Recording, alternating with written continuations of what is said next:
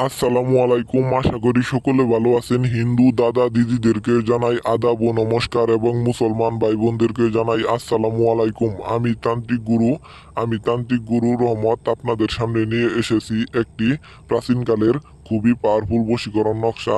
আজকের এই বশীকরণ নকশাটির নাম হচ্ছে ভালোবাসার মানুষ বশীকরণ নকশা।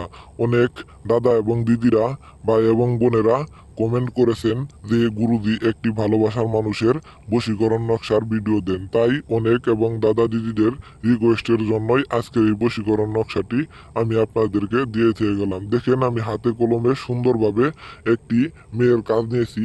তার তার প্রেমিক তার সাথে অনেক খারাপ ব্যবহার করে এবং কি তাকে শুধু ইগনোর করে, সেজন্য সেই সেই আপুর প্রেমিককে বশীকরণ করে দিতেছি। স্ক্রিনে যে ছবিটা দেখতে পাচ্ছেন, সেই নকশার ভিতরে সেই ছবিটা দিয়ে আমি সুন্দর করে টিস্যু টিস্যু সিঁদুর এবং কি চণ্ডীবরণ গাছ এবং কি এবং কি মরা মানুষের হাড্ডি দিয়ে সেই কাজটি সম্পূর্ণ করে থাকি এবং কি দিন দিয়ে আমি কাজ করে থাকি। আমি সব ধরনের কাজ করতে পারি, কোনো সমস্যা নাই। স্ক্রিনে দেওয়া নাম্বার আছে, আমার সাথে যোগাযোগ করে যে কোনো ধরনের কাজের সমাধান মাত্র 3 ঘন্টার ভিতরে নিয়ে যেতে পারেন। আমি তান্ত্রিক গুরু রহমত, কথাই নয় কাজে বিশ্বাসী। ইসলাম আমার ধর্ম, মানুষের সেবা করাই আমার কর্ম।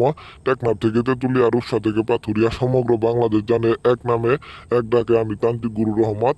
3 ঘন্টার ভিতরে আপনি আপনার কাজের ফলাফল পাবেন ভালোবাসার মানুষ বশীকরণ নকশার এই ভিডিওটি নিয়ে। আপনি যদি ছেলে হয়ে মেয়েকে বশীকরণ করতে পারবেন এবং কি মেয়ে হয়ে ছেলেকেও এই বশীকরণ করতে পারবেন। এক কথায়, আপনার ভালোবাসার মানুষ আপনার সাথে খারাপ ব্যবহার করে, আপনাকে ইগনোর করে, আপনাকে সবসময় অবহেলা করে, সেই রকম ভাই এবং বোনদের বলতাছি, আজকের এই বশীকরণ নকশাটি দিয়ে আমি আপনাদের দেখিয়ে গেলাম যে আমি কিভাবে কাজ করে থাকি।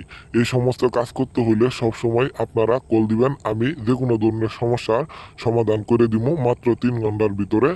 আর আপনারা যদি এই কাজটি করতে চান, অবশ্যই আমার চেম্বারে আসতে হবো, কারণ এই কাজটি আপনারা করতে পারবেন না। এই কাজটি করার পর সুন্দরভাবে আমি দেখতে পাচ্ছেন পেঁচাইতাছি, কাগজটি পেঁচায়, সেই ছবিটি পেঁচায় এখন আমি গঙ্গা নদীর মাঝখানে এটি ডুবিয়ে দিব, কাজ শেষ হয়ে যাবে। তো আর বেশি কিছু বলবো না, সবাই ভালো থাকবেন।